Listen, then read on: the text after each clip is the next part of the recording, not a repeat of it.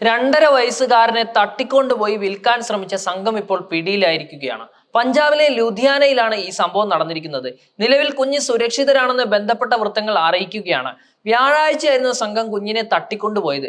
ലുധിയാനയിലേക്ക് തൊഴിൽ അന്വേഷിച്ചെത്തിയ ദമ്പതികളുടെ കുഞ്ഞിനെയാണ് പുറത്ത് കളിച്ചുകൊണ്ടിരിക്കെ കാണാതായത്. ഇതേ തുടർന്ന് കുട്ടിയുടെ രക്ഷിതാക്കൾ പോലീസിൽ പരാതി നൽകുകയായിരുന്നു. പിന്നാലെ പോലീസ് കേസെടുക്കുകയും അന്വേഷണം ആരംഭിക്കുകയും ചെയ്തു. എന്നാൽ അധികം അന്വേഷണത്തിന് ആവശ്യമില്ലാതെ തന്നെ പോലീസ് പ്രതികളെ കണ്ടെത്തുകയും ചെയ്തു. കുട്ടിയെ തട്ടിക്കൊണ്ടുപോകുന്ന CCTV ദൃശ്യങ്ങളാണ് ഇതിന് സഹായിച്ചിട്ടുണ്ടായിരുന്നത്.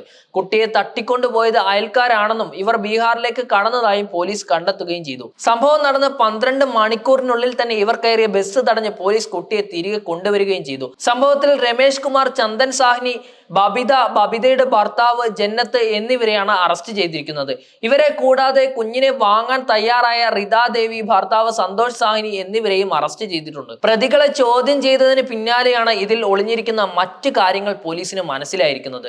അറസ്റ്റിലായവരിൽ ബബിതയാണ് ഇക്കാര്യങ്ങളെല്ലാം പ്ലാൻ ചെയ്തത്. ബബിതയുടെ സഹോദരിയാണ് റിത. റിതയ്ക്കും സന്തോഷിനും കുഞ്ഞുങ്ങൾ ഉണ്ടായിരുന്നില്ല. കുഞ്ഞില്ലാത്തതിൽ റിതയ്ക്ക് ഏറെ വിഷമമുണ്ടായിരുന്നു. സഹോദരിയുടെ വിഷമത്തിന് എങ്ങനെയെങ്കിലും പരിഹാരം കാണണമെന്ന് ബബിത തീരുമാനിക്കുകയായിരുന്നു. ഇതിനായി അവർ ചന്ദ്രൻ, സുഭാഷ് എന്നീ സുഹൃത്തുക്കളെ സമീപിക്കുകയും ചെയ്തു. 1,29,000 രൂപ നൽകിയാൽ ഒരു കുട്ടിയെ തട്ടിക്കൊണ്ടുവന്ന് കൊടുക്കാമെന്നായിരുന്നു ഇവർ ബബിതയോട് പറഞ്ഞത്.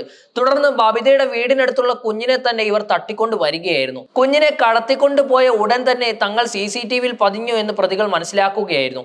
ഇവിടെ നിന്ന് രക്ഷപ്പെടാനാണ് സംഘം ബീഹാറിലേക്ക് തിരിച്ചത്. സംഭവത്തിൽ കുഞ്ഞിനെ ഇപ്പോൾ അധികാരികൾ തിരികെ നൽകിയിരിക്കുകയാണ് കുടുംബത്തിന്.